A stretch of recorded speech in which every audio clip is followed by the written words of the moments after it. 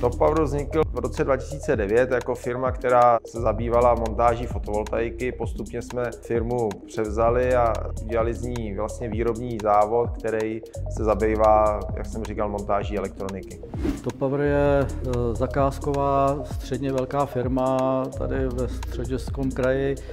Zabýváme se osazováním od prototypů, vzorků, jednotkových sérií až po série, kde jsme zvládli za rok udělat skoro 1 milion desek relativně složitých celků, včetně kompletace a oživení až pro koncového zákazníka, příbalu, návodu k obsluze. Takže ta naše služba může být od jednoduchých operací až po ty relativně složitý, jak si zákazník přeje.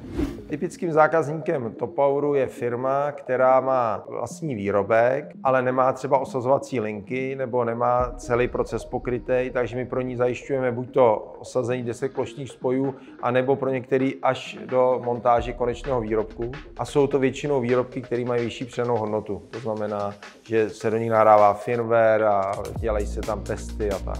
Toppower je výjimečný především svými 2 zakladateli, což jsou lidi, kteří v oboru působí relativně dlouhou dobu a vědí, o čem MS Business je. To je obrovská hodnota, protože hodnota firmy vždycky tkví v lidech. Amit kontinuálně roste, objeví se na trhu stále nové příležitosti. Rok 2025 doufám, že bude opět rekordní v historii Amitu.